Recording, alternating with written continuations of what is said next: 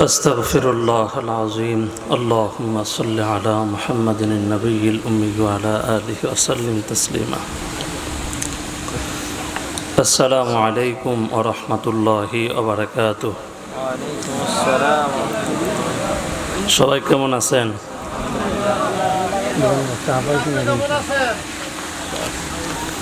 আলহামদুলিল্লাহ, আপনাদের উপস্থিতি দেখে, আয়োজন দেখে ভালো লাগছে। আল্লাহ পাকের শুকরিয়ার পাশাপাশি আপনাদেরও শুকরিয়া আদায় করতেছি।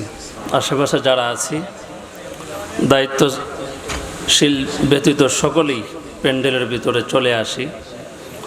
আল্লাহ তাআলার কাছে আমরা দোয়া করি, আবহাওয়া যেন আজকের এই কোরআনের মাহফিলের উসিলায় যেভাবে আছেন ওইভাবে যেন আরেকটু সময় আমাদেরকে দেয়। সকলে আমিন বলবেন না?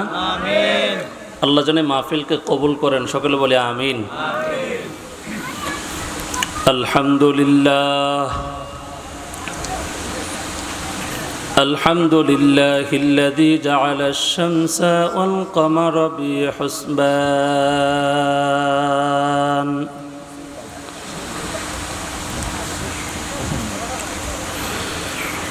والنجم والشجر يسجدان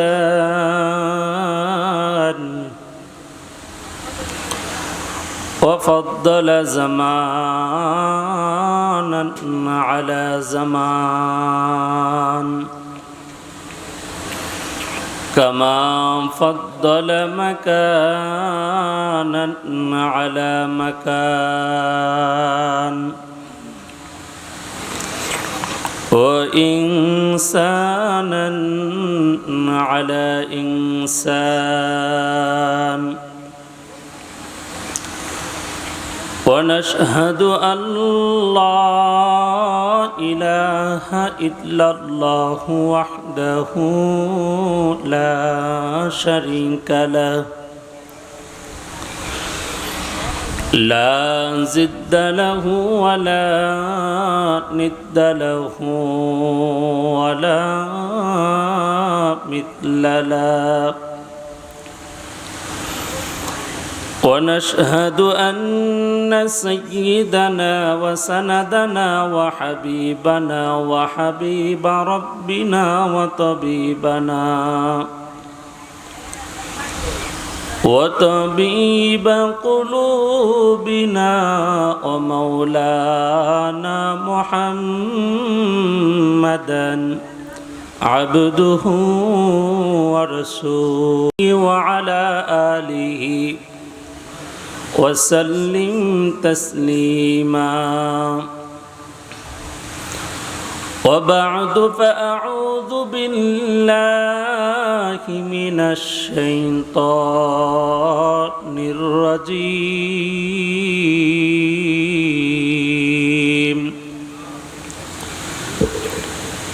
بسم الله الرحمن الرحيم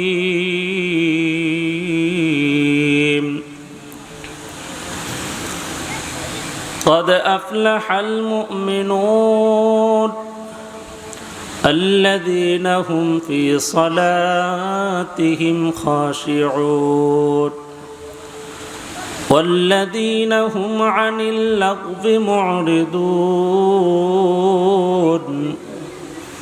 والذين هم للزكاة فاعلون والذين هم لفروجهم حافظون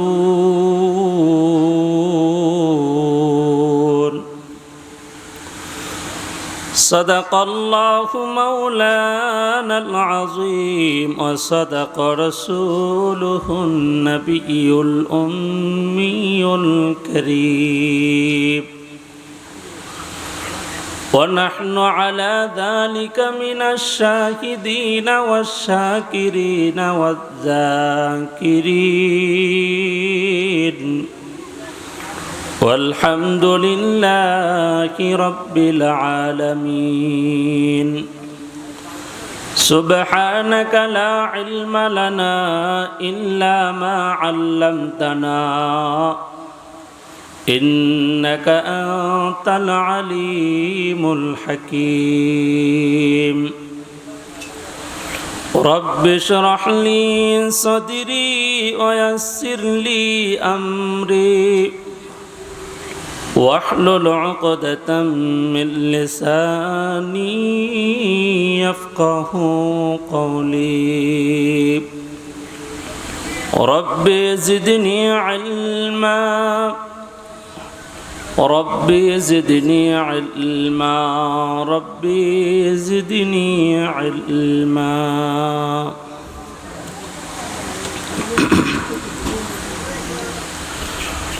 मैं दौड़ हूँ मजबूर हूँ ऐ सैयद आलम मैं दौड़ हूँ मजबूर हूँ ऐ सैयद आलम दीदार दिखाते नहीं आवाज सुना दूँ दीदार दिखाते नहीं आवाज सुना दूँ मैं सूरत यूसुफ को नहीं चाहने वाला मैं सूरत यूसुफ को नहीं चाहने वाला मैं कैसे के मानंद नहीं आशिक लैला मैं कैसे के मानंद नहीं आशिक लैला मैं आशिक मौला हूँ मेरा इश्क दवाना मैं आशिक मौला हूँ मेरा इश्क दवाना ये जुमला जहाँ जिसके तजल्ली से उजाला ये जुमला जहाँ जिसके तजल्ली से उजाला আলহামদুলিল্লাহ ঐতিহ্যবাহী চবেপুর ইসলামী মানব কল্যাণ ফাউন্ডেশন এর উদ্যোগে তৃতীয় বার্ষিক তাফসিরুল কোরআন মাহফিল আজ 27 জুলাই রোজ রবিবার মুহতি সম্মেলনের মোহতারাম সম্মানিত সভাপতি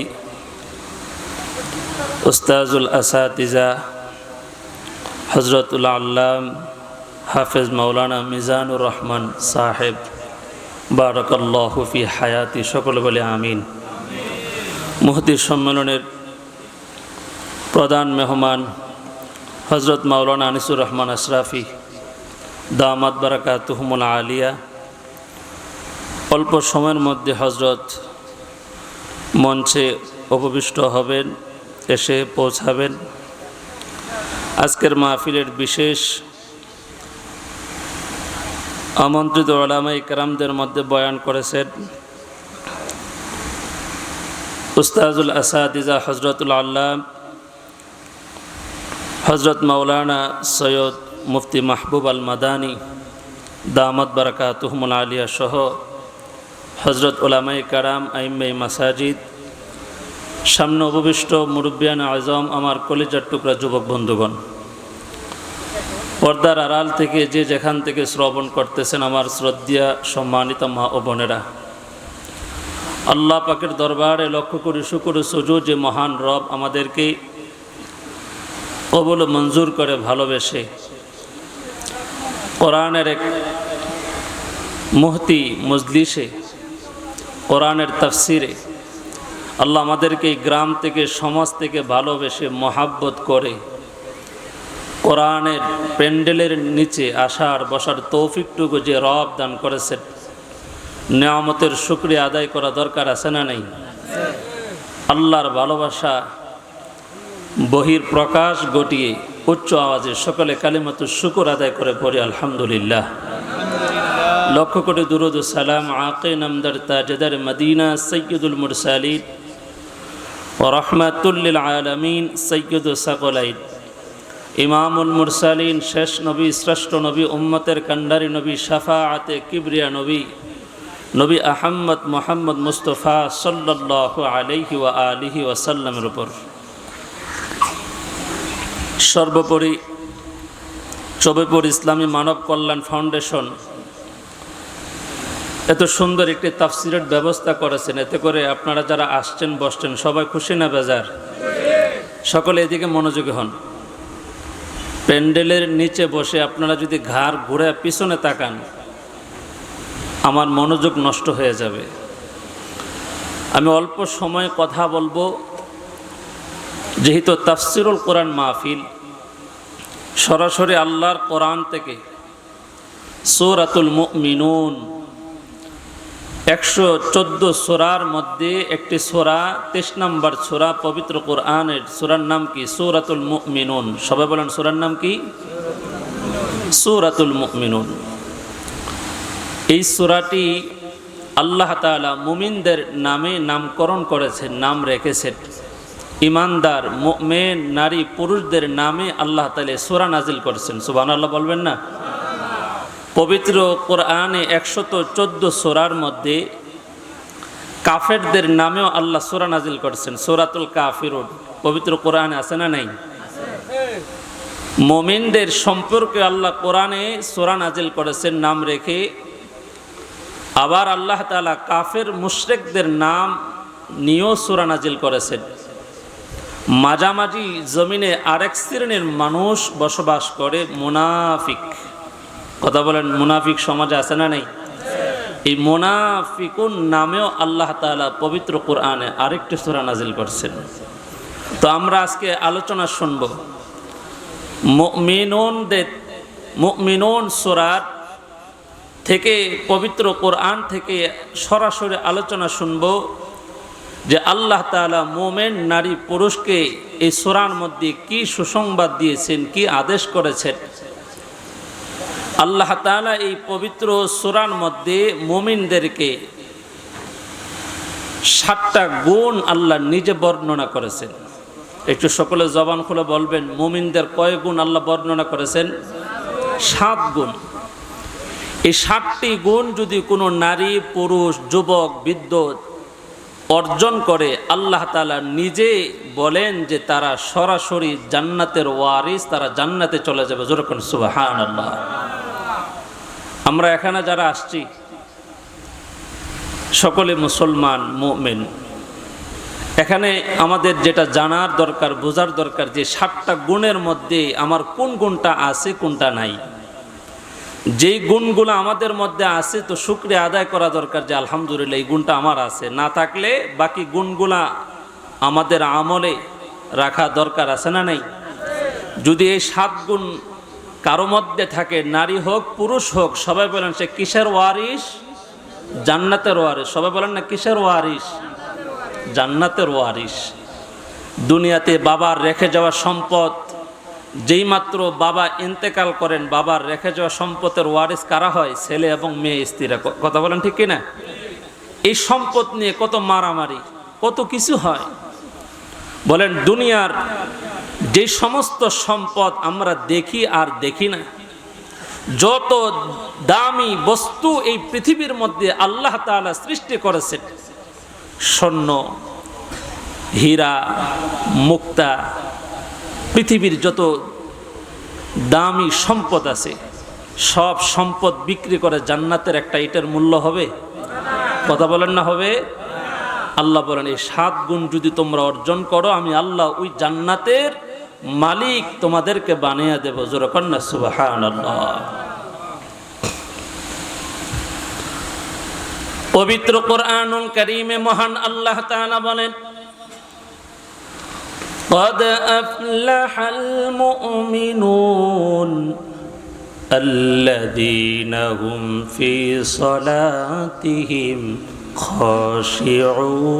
خاشعون والذين هم عن اللغو معرضون والذين هم للزكاة فاعلون والذين هم لفروجهم حافظون إلا على أزواجهم أو ما ملكت أيمانهم فإنهم غير ملومين فمن ابتغى وراء ذلك فأولئك هم العادون والذين هم لأماناتهم وعهدهم راعون والذين هم على صلواتهم يحافظون أولئك هم الوارثون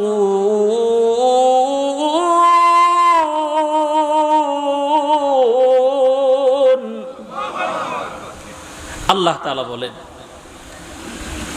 এই 11টি আয়াতের মধ্যে আল্লাহ তাআলা মুমিনদের জন্য 7টি গুণ বর্ণনা করেছেন। এরপরে আল্লাহ বলেন যার মধ্যে 7 গুণ পাওয়া যাবে এরাই হলো ওয়ারিস আল্লাযীনা ইয়ারসুনাল ফিরদাউস হুম ফিহা খালিদুন। যেরকম সুবহানাল্লাহ। একটু আওয়াজটা বড় করে কি একটু সুবহানাল্লাহ বলা যাবে? আর একটু আওয়াজ করে বলেন না সুবহানাল্লাহ। সুবহানাল্লাহ বললে খুশি হয় কে? এই একবারই বলবেন পুরা মাহফিলে নাকি বারবার? আর একটু বলেন তো সুবহানাল্লাহ। কি লাভ? এই যে বললাম আল্লাহ আসমান জমিনের মাঝখানের খালি জায়গা নেকি দিয়া ভরপুর করে দিছে। আমার যুবক ভাইয়েরা, বৃদ্ধ বাবারা, পর্দার আড়ালের মা বোনেরা, দিলের কান লাগায় কথাগুলো শ্রবণ করেন। আল্লাহ তাআলা বলেন কদ আফলাহাল মুমিনুন, মুমিনগণ সফল হয়ে গিয়েছে। আল্লাহ বলেন কদ আফলাহাল মুমিনুন। আল্লাহ কাফেরদেরকে সফলতার কথা বলেন নাই, মুনাফিকদেরকে সফলতার কথা বলেন নাই। আল্লাহ এখানে বলেন মুমিনগণ সফল হয়ে গিয়েছে। ও মুসলমান ইমানদারেরা, সমাজের মধ্যে যে ব্যক্তি নামাজ 5 ওয়াক্ত পড়ে না সেও কিন্তু পাক্কা ইমানদার। কথা বলেন ঠিক কি না? দুনিয়ার মধ্যে সফলতা অনেক ধরনের সফলতা আছে। স্কুল, কলেজ, ইউনিভার্সিটিতে যারা লেখাপড়া করে মাস্টার্স কমপ্লিট করার পর সার্টিফিকেট হাতে পাওয়া, এটাও কিন্তু একটা সফলতা। কথা বলেন ঠিক কি না? দুনিয়ার বিদ্যার ডিগ্রি অর্জন করার পর সরকারি গভর্নমেন্ট একটা চাকরি তার ভাগ্যে আসা, একটা চাকরিতে ইনভলভ হওয়া, এটাও একটা সফলতা। প্রবাসে গিয়ে মোটা অঙ্কের বেতনে ইনকাম করে বিশাল একটা বাড়ি বানানো, আরাম আয়েশের জন্য একটা বিল্ডিং বানানো, বহুতল বিল্ডিং, 5 তলা 10 তলা, এটাও একটা সফলতা। এটা আওয়াজ করে কথা বলেন ঠিক কিনা? আমার ভাইয়েরা, দিলের কান লাগায় কথাগুলো শ্রবণ করেন। এই যে রাজনীতির মঞ্চে সকলেই দৌড়াদৌড়ি করতেছেন চেয়ার দখল করার জন্য, মেম্বার, চেয়ারম্যান, এমপি, মন্ত্রী হওয়া, এটাও একটা সফলতা। আমার কথা যদি সবাই বুঝে থাকেন বলেন এই সফলতা কতদিনের, কতক্ষণের? মৃত্যুর আগ পর্যন্ত সাময়িক কিছুদিনের সফলতা। আর আল্লাহ যে পবিত্র কোরআনে বলেন কদ আফলাহাল মুমিনুন, মুমিনগণ সফল হয়ে গিয়েছে। মুমিনদের সফলতা দুনিয়াতে আখিরাতে। যেরকম সুবহানাল্লাহ, আল্লাহু আকবার জোরে বলেন। মুসলমান যারা জান্নাত এবং জাহান্নাম পরকাল বিশ্বাস করে, হে যুবক, দুনিয়ার চাকরির সফলতা, সার্টিফিকেটের সফলতার পিছনে দৌড়াও। এই তো কিছুদিন পূর্বে চলতি মাসে ঢাকা উত্তরাতে আমি যেখানে খেদমত করি ওইখান থেকে খুব পাশাপাশি মাইল স্কুল অ্যান্ড কলেজে বিমান দোষে বাবা মার স্বপ্ন সন্তান পাইলট হবে, বিজ্ঞান হবে, ইঞ্জিনিয়ার হবে, ডক্টর হবে। আল্লাহ তার মা বাবার স্বপ্ন বাস্তবায়ন করে নাই, সফলতার উঁচু সিঁড়িতে এরা পৌঁছতে পারে নাই। এদেরকে মধ্য রাস্তার মধ্যে সফলতার রাস্তা বন্ধ করে দিয়েছেন কে? আপনি আর আমি এত সফলতা নিয়ে গবেষণা করে চিন্তা করি, চাকরি কর্ম, ব্যবসা কর্ম, প্রবাদ যাবো, টাকা বানামু, এরপরে নামাজ ধরমু, এরপরে আমরা আল্লাহকে চিনবো, নবীকে চিনবো। এর নবীর উম্মতের দল গুরুস্থান মনে হয় আশেপাশে আছে নাকি পিছনে আছে। আমাদের সকলের শেষ ঠিকানা এই গুরুস্থান। মুমিন একবার দিলটা নরম করে বলেন, এই মাহফিলে আমি নয়ন পড়ে বয়ান করতেছি, এখান থেকে বাড়ি যাওয়ার ক্ষমতা আমার নাই। আপনারা মনে হয় এখান থেকে বাড়িতে যাওয়ার ক্ষমতা গ্যারান্টি নিয়ে আসছেন মনে হয়। এক সেকেন্ডের কোনো আশা নাই, ভরসা নাই।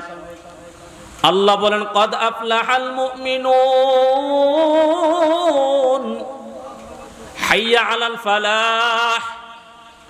আল্লাহ বলেন, মুমিন সফল হয়ে গিয়েছে, আসো কল্যাণের দিকে, আসো সফলতার দিকে আসো। মসজিদে আসলে মুমিনদের কাতারে দাঁড় হইলে সফল হওয়া যায়। আল্লাহ তাআলা বলেন, মুমিনদের 7 গুণের 1 নাম্বার গুণ, আল্লাযীনা হুম ফি সালাতিহিম খাশিউন। বলেন আল্লাহু আকবার। আল্লাহ তাআলা বলেন, আল্লাযীনা হুম ফি সালাতিহিম খাশিউন, যারা নামাজ আদায় করে খুজুর সাথে, বিনয়ের সাথে, নম্র ভদ্রতার সাথে। মুহাদ্দিসিনে কেরাম খুশু এই শব্দের অর্থ ব্যাখ্যা করেছেন, তাফসীরের কিতাবের ভিতরে আসছে, সবাই বুঝেন। স্থিরতা, সবাই বলেন খুশু শব্দের শাব্দিক অর্থ কি বলেন সবাই? স্থিরতা। আমি যখন আমার রবের সামনে তাকবীরে তাহরিমা আল্লাহু আকবার বলে দাঁড়াবো, আমার কলবের ভিতরে, আমার দিলের ভিতরে শুধুমাত্র থাকবেন কে? একটু মহাব্বতে আল্লাহর নামটা উচ্চারণ করে বলেন না, থাকবেন কে?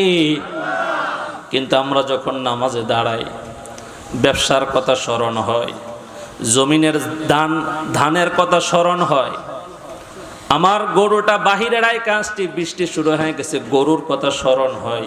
কিন্তু রবের সামনে যে আমি আর আপনি দাঁড়াইছি, আল্লাহর কথা একবারও কলবে স্মরণ হয় না, এমন নামাজি সমাজের মধ্যে আছে না? না। হাদিসের মধ্যে রাহমাতুল লিল আলামিন নবী বলেন, কষ্ট হইতেছে আপনাদের? এদিকে তাকান, আমি আপনাদের মনোযোগ এখনো দেখতেছি না। ঘাড় ঘোরায়েন না, যারা আসছেন একটু মনোযোগী হন। যদি মনোযোগী হন, একজনের সামনে কথা বলা যায়। রাহমাতুল লিল আলামিন নবী বলেন হাদিস শরীফের মধ্যে, আন তা'বুদাল্লাহা কাআন্নাকা তারা ফাইন লাম তাকুন তারাহু ফাইন্নাহু ইয়ারা। নবী আমার বলেন, এমন ভাবে তোমরা নামাজের মধ্যে দাঁড়াও যেন তোমাদের রব আল্লাহকে তোমরা তোমাদের চোখ দিয়ে দেখতেছো। আর যদি তা না পারো, অন্ততপক্ষে কলবের মধ্যে, মনের মধ্যে স্থিরভাবে এই কথাটা রাখো যে আমি না দেখলো, বলেন আমাকে আপনাকে দেখেন কে? এই মিয়া, ইউনিয়নের চেয়ারম্যানের সামনে গিয়া কি বিড়ি টানা যায়? আর কথা বলেন না, যায়? একজন থানার এমপি, তার সামনে কি শাড়ির বোতামটা খুলে, অথবা এই যে এই কাটা গেঞ্জিটার কি বলেন আপনারা? না, এই যে এতটুক যে থাকে, যুবকরা বলো কি গেঞ্জিটা? হ্যাঁ, মেগি হাতা। মাশাআল্লাহ, একটু সহযোগিতা করবেন। মেগি হাতা গেঞ্জি আর 3/4 প্যান্ট পরে কি এমপি মন্ত্রীর সামনে যাওয়া যায়? কথা বলেন না, যাওয়া যায়? কেন? তার সম্মানার্থে উত্তম পোশাক পরে, দামি পোশাক পরে তার সামনে যায়।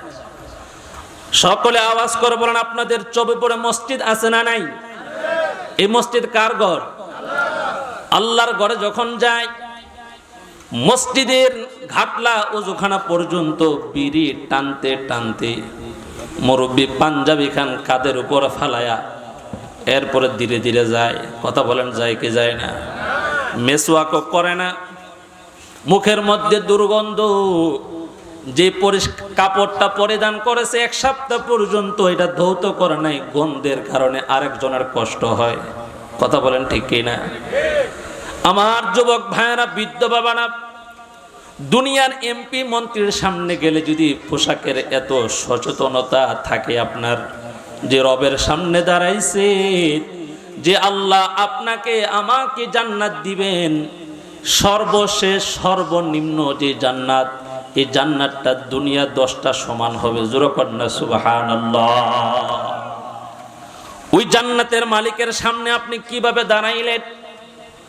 নামাজ, আল্লাহ তাআলা সূরাতুল আনকাবুতের মধ্যে বলেন, ইন্নাস সালাতা তানহা আনিল ফাহশাই ওয়াল মুনকার ওয়া লাযিকরুল্লাহি আকবার ওয়াল্লাহু ইয়ালামু মা তাসনাউন।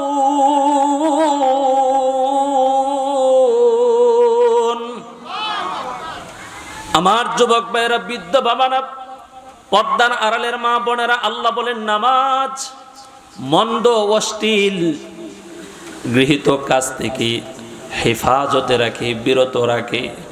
যেই সমাজে নামাজি বেশি ওই সমাজে গান বাজনা নাই। যেই সমাজের নামাজি বেশি ওইখানে মদের বোতল নিয়ে মানুষে টানাটানি করে না, বাবা ট্যাবলেট বেচা কিনা হয় না। কথা বলেন ঠিক কিনা? নামাজ মানুষকে সব ধরনের অশ্লীল বেহাপনা থেকে হেফাজতে রাখে। বলেন না এই কথাটা কার? একটু আওয়াজ করে বলেন না কথাটা কার? আল্লাহর কথা সত্য না মিথ্যা? জোরে বলেন। আমার ভাইয়েরা, এমন একটা জামানা পার করেছে যে জামানায় একজন নামাজির নামাজ দেখেও কাফের মুসলমান হয়ে গেছে। জোরে কন্যা সুবহানাল্লাহ।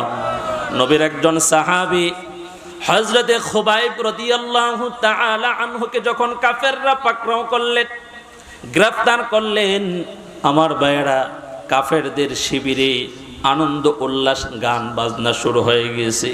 হযরতে খুবাইব রাদিয়াল্লাহু তাআলা আনহুকে হত্যা করা হবে, তাকে কতল করা হবে। নবীর আরেকজন সাহাবী হযরত আমর ইবনুল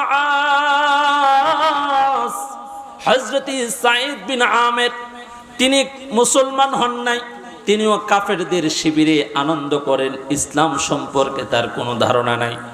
দিলের কান লাগায় কথাগুলো শ্রবণ করেন, কিচ্ছা বানাওয়ার কোনো কথা নয়, নবীর সাহাবীদের কথা বলতেছি, এটা বিশ্বাস করো, আমাদের ঈমান। কথা বলেন ঠিক কিনা? আমার যুবক ভাইয়েরা, যখন কাফেররা তাকে হত্যা করবে, জিজ্ঞেস করা হলো তোমার জীবনের শেষ কোনো ইচ্ছা আছে কিনা? বলে আছি, আমাকে হত্যা করার পূর্বে 2 রাকাত সালাত আদায় করার সুযোগ দেওয়া হোক। কাফেরদের পক্ষ থেকে নামাজের সুযোগ দেওয়া হলো। এত সুন্দর করে 2 রাকাত নামাজ আদায় করলেন, কোনো ধরনের তাড়াহুড়া নাই। এত সুন্দর করে কিয়াম করলেন। আল্লাযীনা ইয়াযকুরুনাল্লাহা কিয়ামান ওয়া কুউদান ওয়া আলা জুনুবিহিম। এত সুন্দর করে রুকু করলেন, সাজদা করলেন। তার চেহারার মধ্যে কিছুক্ষণ পর যে তাকে হত্যা করা হবে, এই চিন্তার ভাব, টেনশন কোনো কিছুই তার চেহারার মধ্যে আজ করে নাই। হযরতে সাঈদ বিন আমের রাদিয়াল্লাহু তাআলা আনহু বলেন, আমি কাফেরদের সাথে দর্শক হয়া নবীর সাহাবীর চেহারার দিকে এমন ভাবে তাকায় আছি, হে মুমিন, যে নবীর সাহাবী এত সুন্দর করে 2 রাকাত নামাজ আদায় করেছে, তার চেহারার মধ্যে জীবনের কোনো মায়া ছিল না, মৃত্যুর কোনো ভয় ছিল না। আমি যখন রাতের বেলা বাসার মধ্যে ঘুমাইতে গেলাম, সারাটা রাত আমি ঘুমাইতে পারি না। একজন মুসলমান এত সুন্দর করে রবের সামনে দাঁড়াইতে পারে, একজন মুসলমান ইমানদার এত সুন্দর করে মাথা ঠেকায় সাজদা দিতে পারে, এমন সুন্দর ইবাদত অন্য কোন ধর্মে নাই। সকালবেলা রহমাতুল লিল আলামিন নবীর দরবারে গিয়া কয়, ওগো নবী আমার, এত সুন্দর ইসলাম ধর্ম আর এই রবের কর্ম এত সুন্দর। হযরতে খুবাইব রাদিয়াল্লাহু তাআলা আনহু এত সুন্দর করে নামাজ পড়েছি, নবী গো সারাটা রাত আমি ঘুমাইতে পারি না। তার সেজদার দৃশ্য আমার চোখের সামনে ভেসে আসে, তার রুকুর দৃশ্য আমার চোখের সামনে ভেসে আছে। যেই নবীর সাহাবীরা এত সুন্দর করে রবের ইবাদত করে, ওই রব কোনোদিন মিথ্যা রব হতে পারে না। আমার পড়ায়া দেন লা ইলাহা রাসূলুল্লাহ, সকলে পড়েন সাল্লাল্লাহু আলাইহি ওয়াসাল্লাম। নামাজ যদি আমরা খুশু খুজুর সাথে পড়তে পারি, দৃঢ়তার সাথে আল্লাহর সামনে দাঁড়াইতে পারি, আল্লাহর রাসূল অন্য এক হাদিসের মধ্যে বলেন আসসালাতু মিফতাহুল জান্নাহ, নামাজ হলো মুমিনের জান্নাতের চাবি। জোরে কোন সুবহানাল্লাহ। মুহতারাম হাজিরিন, এই নামাজ আমরা সবাই পড়তে রাজি আছি না নাই? শুধুমাত্র সপ্তাহে একদিন জুমা পড়লে জান্নাতে চলে যাবো, কি বলেন আপনারা? সূরাতুল মুমিনুনের 1 নাম্বার মুমিনদের গুণ আমরা কোরআন থেকে জানতে পারলাম যে খুশু খুজুর সাথে নামাজ আদায় করবে, বিনয়ের সাথে নামাজ, বিনয়ের সাথে নামাজ। যে নামাজটা শুধুমাত্র কার জন্য? জোরে বলেন, একটু আওয়াজ করে বলেন না, কার জন্য? ইন্না সলাতি ওয়া নুসুকি ওয়া মাহইয়ায়া ওয়া মামাতি লিল্লাহ ওয়া মামাতি লিল্লাহি রাব্বিল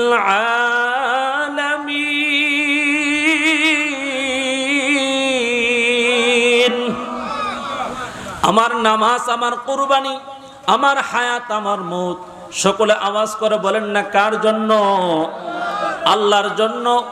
আমার যুবক ভাইয়েরা, বৃদ্ধ বাবারা, পর্দার আড়ালের মা বোনেরা, মুমিনের 1 নাম্বার গুণ হলো খুশু খুজুর সাথে, বিনয়ের সাথে, একনিষ্ঠতার সাথে, দৃঢ়তার সাথে আল্লাহর হুকুম নামাজ আদায় করবে। জোরে কোন সুবহানাল্লাহ। মুমিনের 2 নাম্বার গুণ আল্লাহ তাআলা বলেন والذين هم عن اللغو معرضون।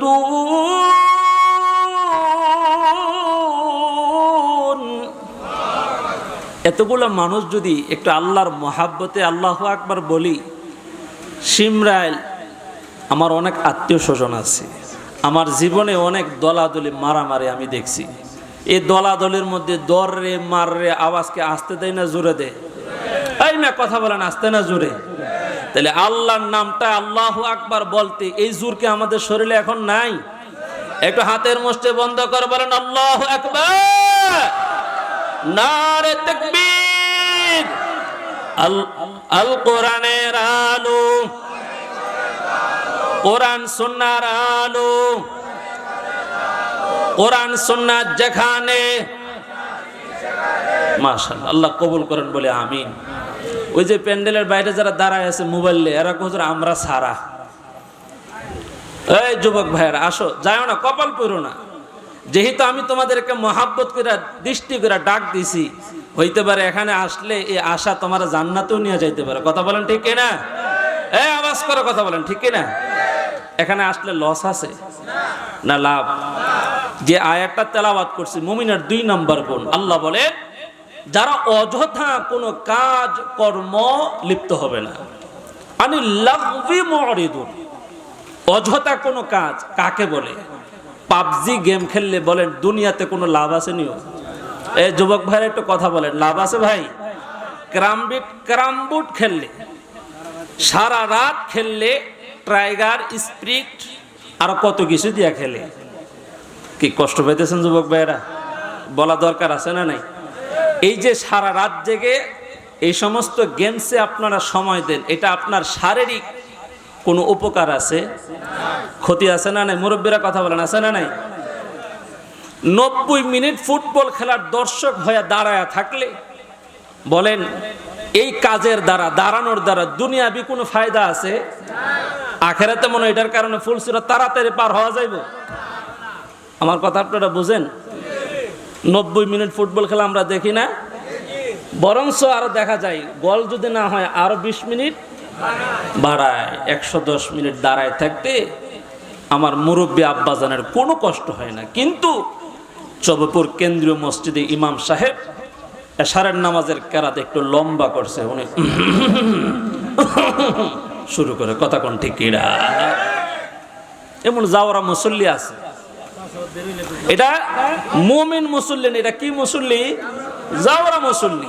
কেন নামাজি যদি এই সমস্ত কাশিতে ইমামরে রুকুতে নামার জন্য ওলামায়ে কেরাম আছেন, মুফতি মুহাদ্দিস সাহেবরা আছেন, তার নামাজ নষ্ট হয়ে যাবে। কিয়ামত পর্যন্ত এই কাজ করলে তার একটা সাজদার রুকু আল্লাহর কাছে কবুল হবে না, কথা বলে ঠিক কিনা?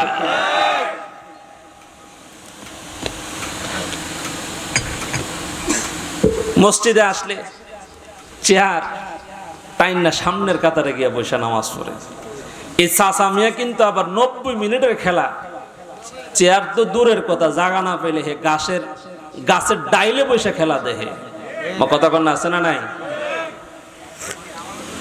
আপনাদের এলাকায় নাও থাকতে পারে, কিন্তু কোন কোন এলাকায় আছে না নাই? আছে, আছে, সব জায়গায় আছে। চেয়ারে নামাজ পড়ে এটা তো একটা ট্রেডিশন হয়ে গেছে, এখন ব্যক্তিত্বের সাথে এটা সম্পর্ক হয়ে গেছে। যে ডাক্তারের কাছে গেছে ওই ডাক্তার হলো হিন্দু, নামাজ সম্পর্কে, ইসলাম ধর্ম সম্পর্কে তার কোনো জ্ঞান নেই। বলছে হাঁটুতে কোমরে ব্যথা, প্রেসক্রিপশনে লিখে দিয়ে আপনি বৈশা বৈশা ইবাদত করেন। আমার কথা কোন ঠিক কিনা? বৈশা ইবাদত করলে হবে কি হবে না এটা হিন্দু ডাক্তারে বলবে নাকি মসজিদের ইমাম ফতোয়া দিবে? কথা বলেন না, ফতোয়া দিবেন কে? ইমাম সাহেব যদি এই বিষয় নিয়ে ওয়াজ করে তো আগামী জুমার আগে এবারটা হুজুরে কেমনে বিদায় করবো এই মাসালা লিয়া ঘুরে। এই কথা কোন যুবকরা কথা কটে কিনা?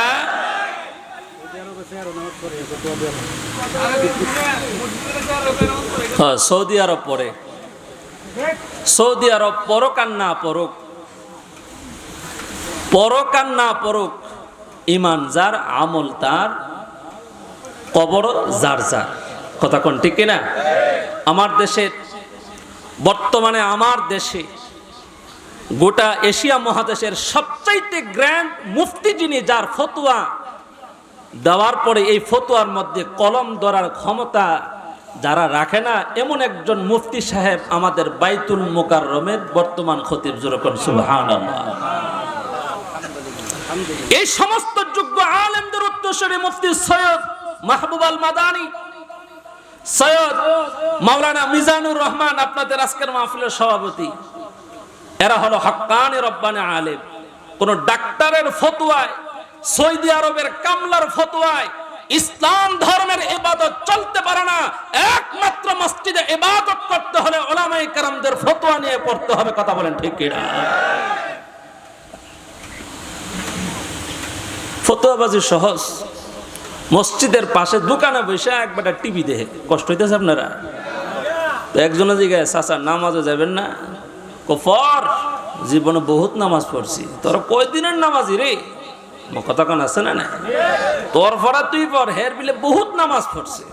আচ্ছা বলেন, আমি যে আপনারা আজকের মাহফিলের একজন দাওয়াতি মেহমান, অথবা এখানে আরো অনেক ওলামাই হজরত আছেন, আইম্মে মাসাজিদ, মসজিদের ইমাম সাহেবগণ আছে, কোন ইমাম সাহেব বলতে পারবে যে তার এই নামাজটা দিয়ে সে জান্নাতে চলে যেতে পারবে? বলতে পারবে? কথা বলেন না, পারবে?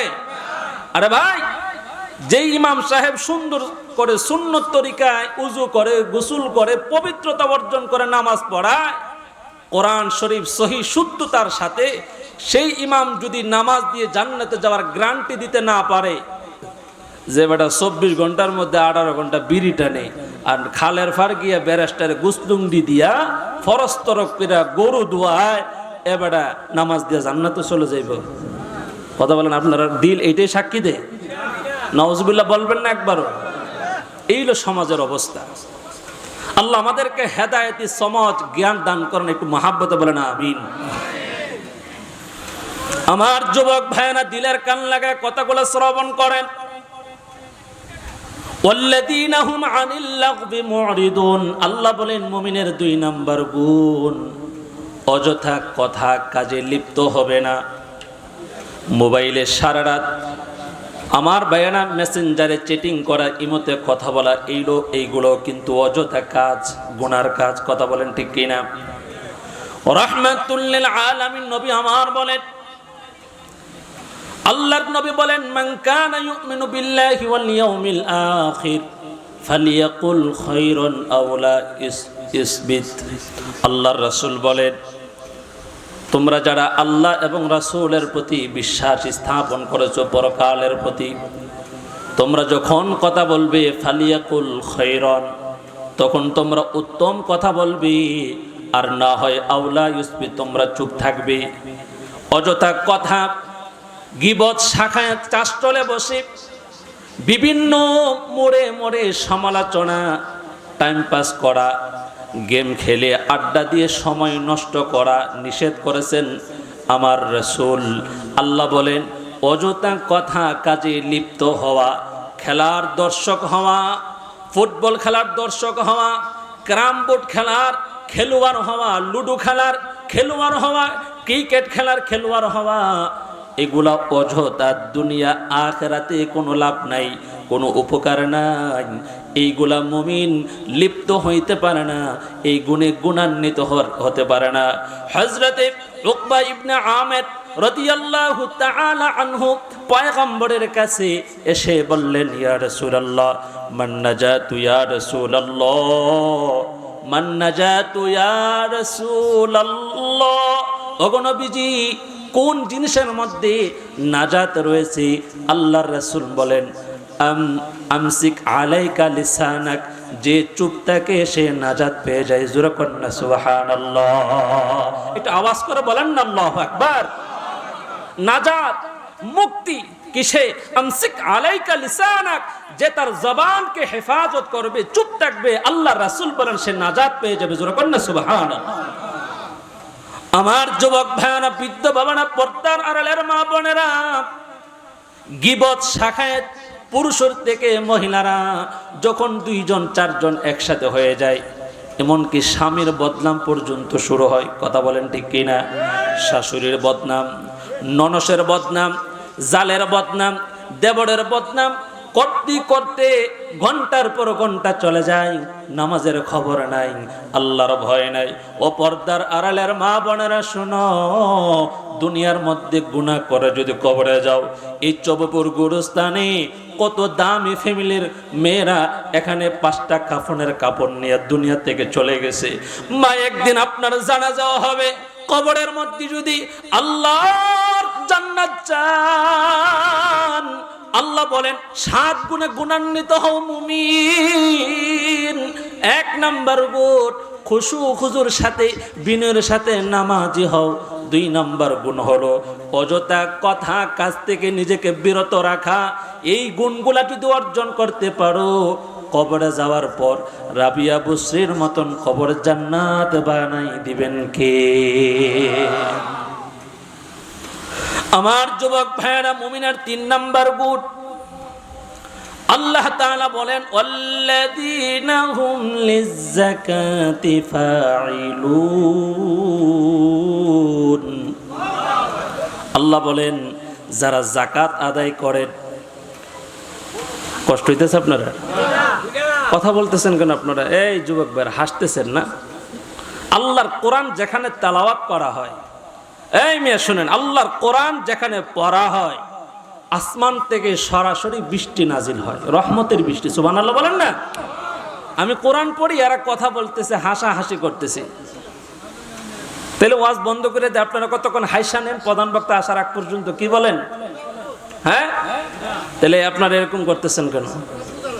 আপনার যদি ভালো না লাগে আপনি পরে আসতেন, আর এখানে আসার পর আপনি আপনার নফসের উপর আপনি কথা বলতেছেন, হাসতেছেন, আপনি কোরআনের সাথে বেয়াদবি করতেছেন। মুরব্বীরা কথা বলেন ঠিক কিনা? সাবধান। আমার একটা কথা এমনও হতে পারে যে কথাটা আপনার দিলে আঘাত লাগলে আপনি হেদায়েতের দরজা পেয়ে যেতে পারেন। কথা বলেন ঠিক কিনা? আল্লাহ তাআলা বলেন, মুমিনের 3 নাম্বার গুণ, আল্লাযীনা হুম লিয-যাকাতি ফাঈলুন। যারা যাকাত আদায় করবে, মুফাসসিরিনে কেরাম তাফসীরের কিতাবের ভিতরে যাকাত শব্দের অর্থ 2টা অর্থ নিয়েছেন। যেরকম কয়টা? একটা অর্থ হলো ধন সম্পদের পবিত্রতা অর্জন করা, আরেকটি অর্থ হলো নিজের নফসের পবিত্রতা অর্জন করা। যদি আমরা জাকাতের কথা বলি, সমাজের ধনাঢ্য শিল্পপতি যারা আছে, লঙ্গি আর পাঞ্জাবি কিনা 200 টাকা দিয়া সিরিয়াল লাগায়া লাগায়া লাখ টাকার জাকাত 1000 টাকা দিয়া বিদায় করে, কথা কোন ঠিক কিনা? আল্লাহর বিধান, এই জাকাত যারা আদায় করবে না, আল্লাহ তাদেরকে কঠিন শাস্তির কথা পবিত্র কোরআনে বলেছে। বলবো, ইয়াউমা ইউহমা আলাইহা ফি নারি জাহান্নাম ফাতুকওয়া বিহা জিবাহুহুম ওয়া জুনুবুহুম ওয়া যুহুরুহুম হাদা মা কানাজতুম লিআনফুসিকুম ফাযুকু মা কুনতুম তাকনিজুন।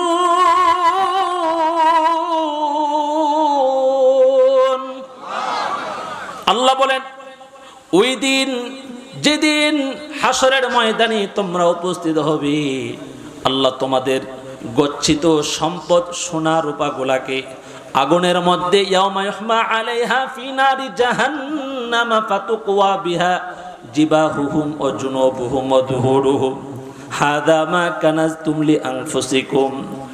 এই সম্পদগুলো উত্তপ্ত করিয়া, গরম করিয়া মুমিনদের পার্শ্ব দিয়ে তাপ দেওয়া হবে, কপালে তাপ দেওয়া হবে, ডানে বামে তাপ দেওয়া হবে। আর চিৎকার করে করে যারা জাকাত আদায় করবে না, এরা বলবে, তোমরা না দুনিয়ার মধ্যে আমার আলমারিতে গচ্ছিত সম্পদ ছিলে, আজকে কেন আমাদেরকে শাস্তি দিচ্ছ? তখন এই জবান আল্লাহ তাআলা কুদরতিভাবে খুলে দিবে, আল্লাহ তাআলার এই ধন দৌলতের জবান খুলে দিবে। এরা বলবে, দুনিয়ার মধ্যে আমার আল্লাহর বিধান, জাকাত আদায় করা নিসাব পরিমাণ মালের মালিক হইলে, বলেন এটা সুন্নত ওয়াজিব না ফরজ? শুধু ফরজ নাকি ফরজে আইন? ফরজে আইন। যারা নিসাব পরিমাণের অর্থ সম্পদের মালিক হবে, আল্লাহ তাআলার বিধান যারা তরক করবে, তারাও শাস্তি যোগ্য, জাহান্নামে যাবে। এরা নিজেদের সম্পদের দ্বারা লাঞ্ছিত হবে। এর নবীর উম্মতের দল, আল্লাহ যাদেরকে ধন দৌলতের মালিক বানাইছে, ওলামায়ে কেরামদের কাছ থেকে মুফতি সৈয়দ মাহবুব আল মাদানির মাদ্রাসায় গিয়া লিখিত ফতোয়া নিবেন, হুজুর আমার 7 ভরি 7.5 ভরি স্বর্ণ আছে, এত লাখ টাকা আছে, ফতোয়ার কিতাব থেকে আমারে ফতোয়া দেন, কত হাজার টাকার জাকাত দিলে আমি আল্লাহর ফরজ বিধানটা মানতে পারবো। মুমিন এইভাবে হিসাব করে যদি জাকাত দাও, উসমান, ওমর, আলীর সাথে জান্নাতে চলে যাইবা। আর যদি জাকাত না দাও, কৃপণতা, আমার ভাইয়েরা বখিলতা যদি করো, হে যুবক, ও চবিপুর এলাকার যুবক ভাইয়েরা, ধনাঢ্য বাবারা, দিলের কান লাগা কথাগুলো শোনো। ওয়াল্লাহি, আল্লাহর কসম, যাকাত যারা দিবে না, আল্লাহর বিধান যারা মানবে না, এরা কারণের সাথে জাহান্নামে যাবে। কথা বলেন ঠিক কিনা? আমরা জান্নাতে যাইতে চাই নাকি জান্নাতে? সবাই বলেন না, জাহান্নামে না জান্নাতে? জান্নাতে। তাহলে আমরা জাকাত আদায় করবো তো ইনশাআল্লাহ। মুহতারাম হাজিরিন, জাকাতের দ্বিতীয় আরেকটি অর্থ হলো নিজের আত্মশুদ্ধি করা, নিজের কলব পরিষ্কার করা, আমাদের নফসটাকে পরিষ্কার করা। একটু মনোযোগ দিয়ে দিকে তাকান। রাস্তার পাশে আম গাছ, আম চাইলে হাত দিয়ে পারতে পারেন, আম চাইলে হাত দিয়ে পারতে পারেন, কিন্তু মালিক আপনাকে অনুমতি দেয় নাই। মালিকের অনুমতি ছাড়া আম আপনি পারেন নাই। মালিকের অনুমতি ছাড়া আপনি আমের পায়রা নিজে নিয়ে খান নাই। আরেকজন দেখছে তো লোভ সামলাইতে পারে নাই, কেউ দেখে নাই তো সুন্দর করে পায়রা খায়া ফেলছে।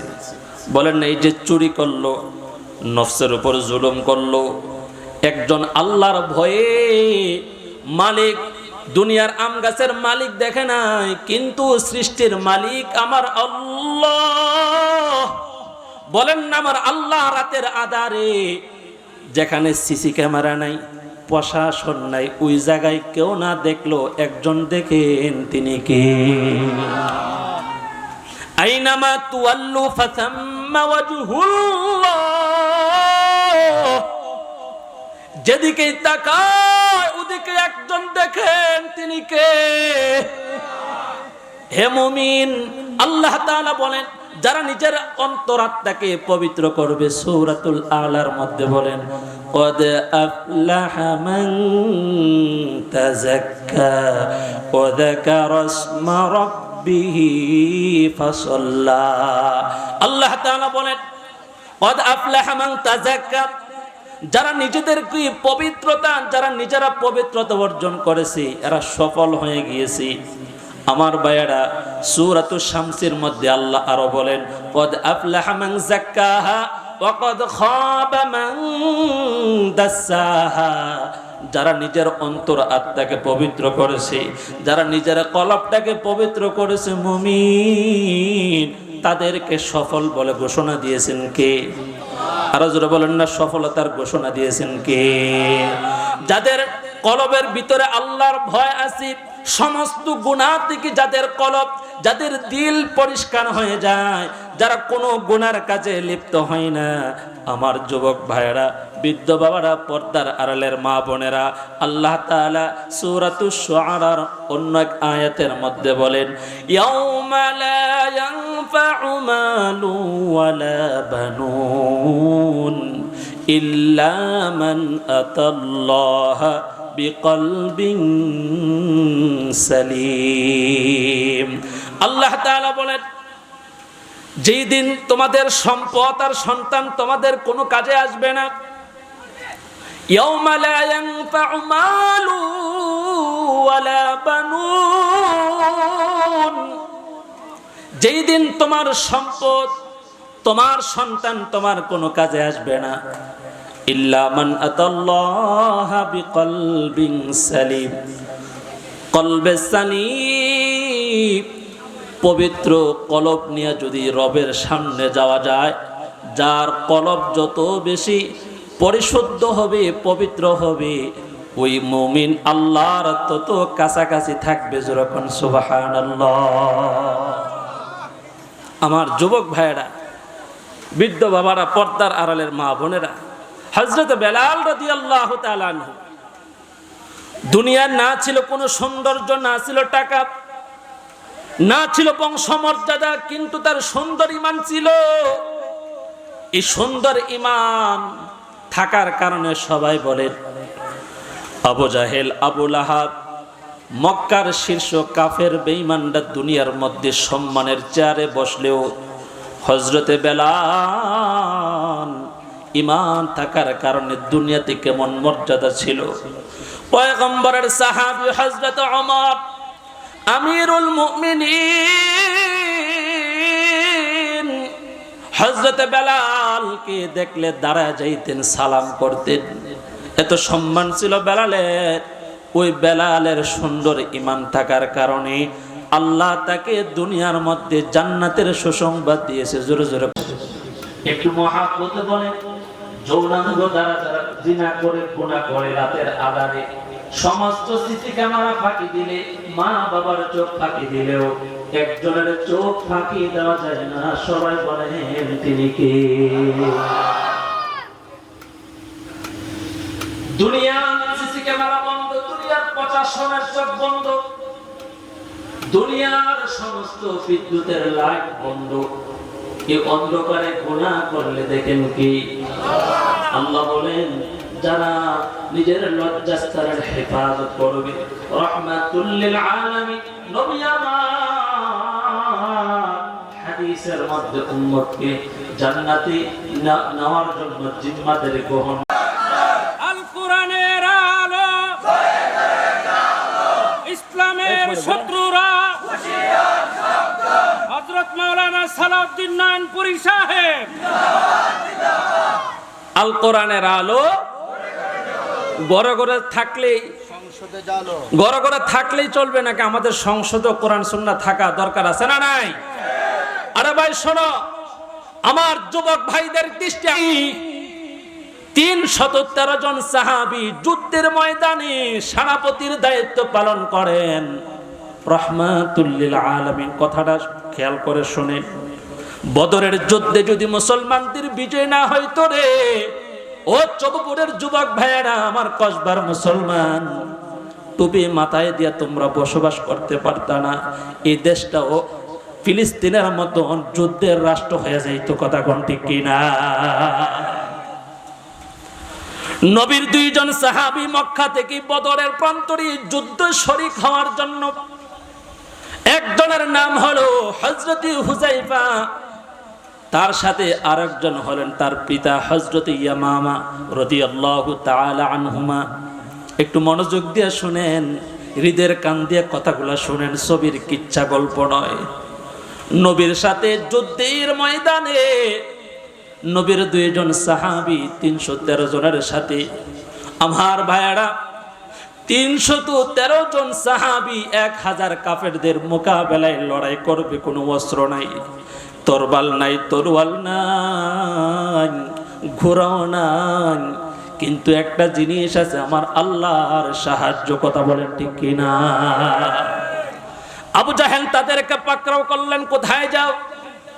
হযরত হুযায়ফা রাদিয়াল্লাহু তাআলা আনহু যুবক থরথর করে কাঁপতেছেন, বাবাও কাঁপতেছেন, আমরা নবীর সাথে সাক্ষাৎ করার জন্য যাই।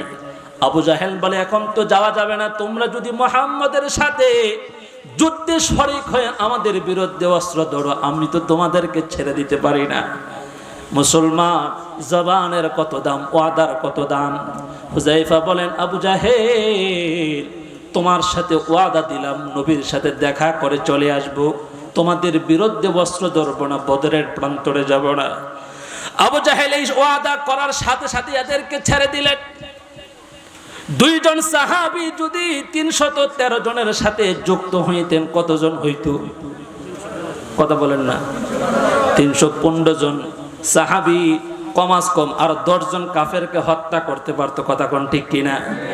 নবীর সাথে যখন সাক্ষাৎ হলো, আল্লাহর রাসূল বলেন, যুদ্ধের পরিস্থিতির ভিতরে কিভাবে তোমরা মদিনায় প্রবেশ করলে, বদরে চলে আসলে? ওই সাহাবীরা বলেন, আবু জাহেল আমাদেরকে পাকড়াও করেছেন। ইয়া রাসূলুল্লাহ, ও পয়গম্বর, আবু জাহেলের সাথে কমিটমেন্ট করেছি, ওয়াদা করেছি, আপনার সাথে দেখা করে আপনার চেহারা জিয়ারত করে চলে যাব, কিন্তু নবী গো, যুদ্ধের ময়দানে আপনাকে আর আমার সাহাবায়ে কেরাম ভাইদেরকে ফালায় যাইতে পারবো না, অনুমতি দেন, আমরাও বদরের প্রান্তরে অস্ত্র নিয়ে কাফেরদের মোকাবেলায় যুদ্ধ করি।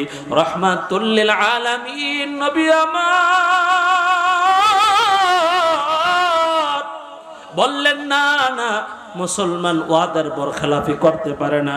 যদিও কাফেরের সাথে ওয়াদা করেছো, যুদ্ধের ময়দানে তোমরা অংশগ্রহণ করা লাগবে না, তোমরা তো মক্কায় আবু জাহেলের সাথে ওয়াদা করেছো। জোরে বলেন আল্লাহু আকবার।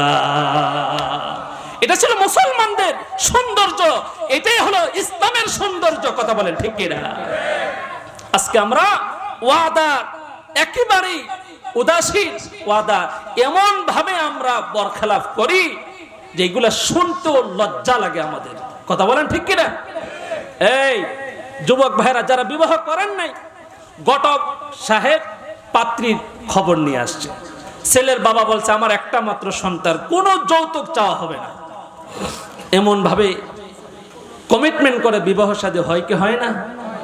বিয়ে শাদী হয়েছে, বাবার ওয়াদা ছিল কোনো ধরনের কোনো প্রেজেন্টেশন চাইবে না, কোনো হাদিয়া গিফট উপহার লাগবে না। মেয়ের বাবাও রিক্সা চালায় ঈশাননগর থেকে কুটি বাজারে, তো সুন্দর করে বিয়ে শাদী দিয়ে দিলেন, সংসার চলতেছে, অভাব অনটন দিন দিন বাড়তেছে। বাস, ছেলের বাবা সুর পাল্টে বলতেছে, আমি তো মনে করছিলাম বর্তমানে না চাইলে আরো বেশি পাওয়া যায়।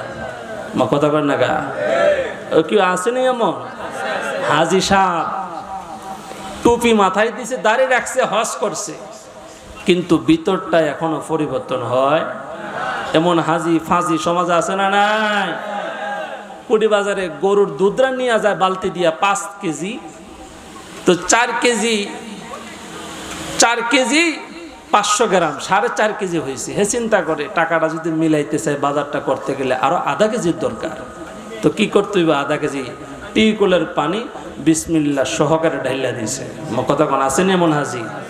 মাশাআল্লাহ, কি সুন্দর টুপি মাইরা, সরিষার তেল দাড়িটার মধ্যে মাইরা আশ্রয়া দুধ বাজারে সবার আগে হাজি সাহেব দুধ নিয়ে উপস্থিত হয়েছে। আচ্ছা বলেন, এই যে 4.5 লিটার দুধের মধ্যে আধা লিটার পানি মিশাইলেন, হাজী সাহেবের এই উপার্জন হালাল না হারাম? এই হলো হাজী সাহেবের অবস্থা। এমন দোকাবাজ সমাজে আছে না নাই? সাবধান, এই সমস্ত ফাসিকি ভণ্ডামি বন্ধ করতে হবে। কথা বলেন ঠিক কিনা? ওয়াদা যদি দেই যে আমার সন্তান ছেলে হোক মেয়ে হোক বিবাহ দিব, যৌতুক নিব না দিব না, প্রত্যেক মুমিনের দায়িত্ব হলো ওয়াদা ঠিক রাখা। কথা বলেন ঠিক কিনা? আমরা ওয়াদা ঠিক রাখবো তো ইনশাআল্লাহ? কথা বলেন, ওয়াদা ঠিক রাখবো তো ইনশাআল্লাহ? সবাই বলেন, এই পিছনের যুবক ভাইরা আপনারা ইনশাআল্লাহ বলছেন ওয়াদা ঠিক রাখবো ইনশাআল্লাহ? কারা কারা রাখবো ওয়াদা ঠিক? একটু হাত উঠাই তো। মাশাআল্লাহ, নারে তাকবীর। আল্লাহ আমাদের হাতগুলা কবুল করেন। ওয়াদা ঠিক রাখা মুমিনের কয় নাম্বার গুণ? 6 নাম্বার গুণ। আচ্ছা, আল্লাহ যেদিন আমাদেরকে সৃষ্টি করেছিলেন বলছিলেন আলাস্তু বিরব্বিকুম, আমি কি তোমাদের রব নয়? আমাদের পক্ষ থেকে নবী আমার মুহাম্মদুর রাসূলুল্লাহ সকলে পড়েন সাল্লাল্লাহু আলাইহি ওয়াসাল্লাম বলছিলেন ক্বালু বালা, আপনি আমাদের রব, আপনি আমাদের সৃষ্টিকর্তা। ওই দিন আল্লাহকে আমরা রব বলে স্বীকারোক্তি দিয়ে দুনিয়াতে আসছি। আচ্ছা বলেন, রব আমার আল্লাহ, আল্লাহ হলেন খালেক, আমরা হলাম মাখলুক। মাখলুক হয়ে আল্লাহর 5 ওয়াক্ত গোলামি নামাজ আদায় করার কমিটমেন্ট আল্লাহর সাথে আমরা দিয়েছি কি দেই নাই? কয়জনে আমরা এই কমিটমেন্ট ঠিক রাখছি? কথা বলেন না আব্বাজানরা, কথা বলেন, কয়জন ঠিক রাখছি? তাইলে বোঝা গেল যারা নামাজ আদায় করে এদের কমিটমেন্ট আল্লাহর সাথে ঠিক আছে। কথা বলেন ঠিক কিনা? যারা নামাজ পড়ে না, রোজা রাখে না, হজ করে না, যাকাত দেয় না, পর্দা করে না, এরা আল্লাহর সাথে কমিটমেন্ট ঠিক রাখে নাই। এরা দুনিয়ার কোন মাখলুকের সাথে ওয়াদা ঠিক রাখতে পারে না। আর যারা ওয়াদার বরখেলাফি করবে এরা মুনাফিক হয়ে জাহান্নামে যাবে। কথা বলেন ঠিক কিনা? আমার যুবক ভাইয়েরা, বৃদ্ধ বাবারা, মুমিনের 7 নাম্বার গুণ আল্লাহ নিজে বলেন ওয়াল্লাযীনা হুম আলা সালাওয়াতিহিম ইউহাফিজুন। আল্লাহ তাআলা বলেন যারা নিজেদের নামাজ সম্পর্কে যত্নবান হবে, শুধুমাত্র জুমার নামাজের জন্য দৌড়ে মসজিদে যাবে না। জুমার নামাজটা যতটুকু গুরুত্ব থাকবে, যতটুকু মহাব্বত থাকবে, বলেন না ফজরের নামাজটাও ততটুকু মহাব্বত দিয়ে আদায় করতে হবে কি হবে না? ফজরের সময় মুয়াজ্জিন আজান দেয়, আপনাদের চব্বর মসজিদের মাইকের মধ্যে কত সুন্দর আজান, আসসালাতু খায়রুম মিনান নাওম।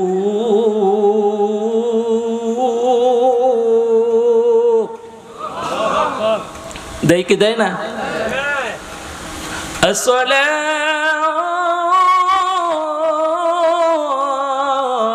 আসসালাতু খায়রুম মিনান নাওম।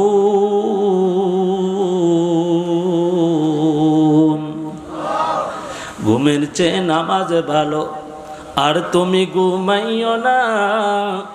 ঠিকমতো পড়িলে মুমিন জান্নাত তোমার ঠিকানা। কেমন করে ঘুমাও তুমি, ফজর করে কাজা, এমন তো হতে পারে জোহরে জানাজা। কথা বলা ঠিক কিনা? আমার যুবক ভাইরা, সারা রাত ইন্টারনেটের গুনাহ করো, ফেসবুক চালাও, ইউটিউব চালাও, গুগল চালাও, বালিশের পাশে চার্জারের মধ্যে মোবাইলটা কালেকশন করে তুমি ঘুমায়া যাও। সকালবেলা তুমি ব্যবসায় যাবে, চাকরিতে যাইবা, তুমি সকালবেলা তোমার প্রতিষ্ঠানে যাওয়ার জন্য মোবাইলে এলান দিয়েছো। ও যুবক, কত যুবকের মোবাইলে এলান বাজে, সকাল হয়ে যায় আর ঘুম থেকে জাগ্রত হইতে পারে না। আমি গাজীপুরে যে মসজিদের মধ্যে ইমামতি করি রে বাবা, রাজেন্দ্রপুর ক্যান্টনমেন্ট, ওই মসজিদের মধ্যে প্রায় জুমার দিন প্রায় 2000 মুসল্লি জুমার নামাজ আদায় করে। আমার মসজিদের সামনে 2 তালা বাসা, একজন যুবক টকবুকে প্রবাস থেকে আসছি, কি সুন্দর চেহারা, আমার পিছনে ফজরের নামাজটা আদায় করিয়া আল্লাহর বান্দা শহরের নিয়ম অনুযায়ী 8টা পর্যন্ত ঘুমাইবে, বাসার মধ্যে গিয়া ঘুমাইছি, পাশে বিবি আমার ঘুমাইয়া আছেন, ঘুম থেকে বিবি উঠিয়া নাস্তা বানায়া স্বামীর প্রতিদিনের নিয়মে সুন্দর করে ডাইনিং টেবিলের মধ্যে আমার ভাইরা নাস্তা রেডি করে স্বামীকে যখন ডাক দিতে যায়, শরীরটা ঠান্ডা হয়ে গেছে, চেহারাটা হলুদ হয়ে গেছে, চতুর্দিকে কান্নাকাটি শুরু হয়ে গেছে। ওই যুবকটা আর নাই, ঘুমের মধ্যে দুনিয়া থেকে চলে গেছে। ও কুড়ি এলাকার যুবক, তোমার আমার তো এমন ভাবে ঘুমের ঘরে মৃত্যু হইতে পারে। আজকের মাহফিলে আনিসুর রহমান আশরাফি হুজুরের হাতে হাত রাখিয়া যুবক ওয়াদা করো, আর জীবনে কোনোদিন নামাজ ছাড়বো না। হে মালিক, আল্লাহর কাছে ওয়াদা করো, রব্বুল আলামিন, জীবনে যত নামাজ ছেড়ে দিয়েছি আল্লাহ তোমার কাছে তওবা করি, 1 ওয়াক্ত নামাজের জন্য 2,88,00,000 বছর জাহান্নামের আগুন। আহারে, দুনিয়ার আগুনটা সাধারণ আগুন, সহ্য করতে পারি না। এই যে আমাদের পিছনে গুরুস্থান, কত বেনামাজিকে দাফন করলা, কত বেপর্দাশীল নারীকে দাফন করলা, সুদখোর ঘুষখোরের কবর। আহারে, দুনিয়ার মধ্যে সকলের তো সম্মান আছে, সকলের তো ইজ্জত আছে। আমার আল্লাহর হুকুম না মানিয়া, নবীর তরিকা না মানিয়া যদি কবরে যাও, 2 পাশের মাটি এমন জোরে চাপ মারবে যুবক, সহ্য করতে পারবি না। অতএব আল্লাহর কাছে তওবা করিয়া, দিলটা নরম করিয়া, আজকের মাহফিল সাক্ষী রাখিয়া 2টা হাত উঠায় সকলে ওয়াদা করেন, আল্লাহ, একটু হাত উঠায় ডাক দেন, ইয়া আল্লাহ, আর জীবনে কোনোদিন নামাজ ছাড়বো না, আর জীবনে কোনোদিন হারাম খাইব না, আয় আল্লাহর জীবনে কোনোদিন আমানতের খেয়ানত করব না, ওয়াদার বরখেলাপি করব না, মিথ্যা কথা বলবো না, ওজনে কম দিব না, মা বাবার সাথে বেয়াদবি করব না। আল্লাহর কাছে তওবা করিয়া যদি কান্নাকাটি করো, 2টা ফোঁটা চোখের পানি যদি ছেড়ে দাও, রহমাতুল লিল আলামিন নবী আমার বলে, জাহান্নামের ভয়ে কোন মুমিন 2 ফোঁটা চোখের পানি 2টা চক্ষু থেকে যদি ছেড়ে দেয়, নাকের সীমানা পার হওয়ার আগে আল্লাহ তার জিন্দেগীর গুনাহ মাফ করে দেয়। জোরে বলেন না সুবহানাল্লাহ। আজকে আমাদের চোখে পানি নাই, আল্লাহ বলেন ফালিয়াদহাকু কালিলা ওয়ালিয়াবকু কাসীরা। গোলাম, বেশি বেশি করে কাঁদো, কম কম করে হাসো। আজকে দেখা যায় ওয়াজের মঞ্চে যে বক্তারা হাসাইতে পারে, যে বক্তারা ডিজে গান দিতে পারে, কথা কয় না গা, কথা কয় না গা, যেই বক্তা ডিজে গান দেয়, কোরআনের একটা আয়াত পড়ে না, গান গায়, টেলিভিশনের গান, ভারতী গান গায়, হিন্দি গান গায়, কথা কোন আছে না নাই? এ যুবক, আল্লাহর কোরআনটা যদি পড়ো, একটা হরফ পড়লে 10টা নেকি পাওয়া যায়। একজন পড়লো, সবাই যদি শ্রবণ করে, এই তাফসিরুল কোরআন মাহফিলে আমি যত আয়াত তেলাওয়াত করেছি, প্রতিটা হরফের বিনিময়ে আল্লাহ 10টা করে নেকি আমল নামায় বসাই দিয়েছে। যেরকম সুবহানাল্লাহ। আর আমাদের দেশে ডিজে গান যারা গায়, কিচ্ছা কাহিনী যারা করে, যারা লাফালাফি করে, যারা হাসাহাসি করে, কৌতুক যারা করে, আল্লাহ বলেন ফালিয়াদহাকু কালিলা ওয়ালিয়াবকু কাসীরা। বান্দা, কম কম হাসো, বেশি বেশি করে কাঁদো। বলেন না, কম হাসা বেশি কাঁদা, এটা কার আদেশ? একটু মহাব্বতে আল্লাহর নামটা বলেন না ভাই, কার আদেশ? বেশি বেশি করে হাসা, এটা কোন নবীদের গুণ নয়। আরে এমন কোন পয়গম্বর নাই দুনিয়ার মধ্যে কান্না করে নাই। হযরতে আদম পয়গম্বর, হযরতে নূহ আলাইহিস সালাতু ওয়াস সালাম, হযরতে মূসা কালিমুল্লাহ,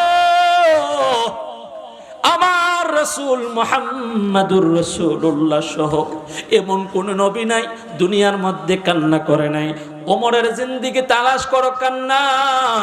হযরত ওমর এমন একজন সাহাবী রাতের বেলাও কান্না করে, দিনের বেলাও কান্না করে।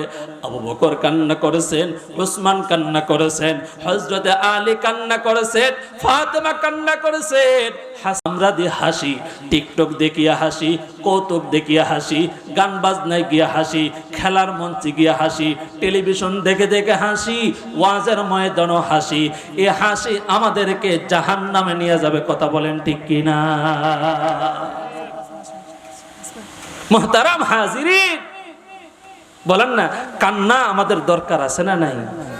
বলেন না কান্না আমাদের দরকার আছে না? এই দুনিয়াতে যারা এক যারা পরিমাণ রবের ভয় দিলে রেখে চোখে অস্ত্র জড়াবে, আল্লাহ তার কবরের কান্না, হাসরের কান্না, পুলসিরাতের কান্না, মিজানের কান্না থেকে বাঁচায়া চিরস্থায়ী জান্নাতের মালিক বানায় দিবে। আজকে আমাদের চোখে পানি নাই, কান্না নাই। আজকে আসতেছে হাজার হাজার নয়, হাজার বললে ভুল হবে। এই যুবক, হাজার বললে কিছুদিন আগেও ঢাকা ভাটারা থানায় উত্তরাতে হজরতের সাথে আমার বয়ান, হুজুরের আসার আগে আমার আলোচনা। আলহামদুলিল্লাহ, মানুষের যুবকদের যে উপস্থিতি, যুবকদের যে ভালোবাসা, হাজারো যুবক হজরত আনিসুর রহমান আশরাফি সাহেবের আলোচনা শুনে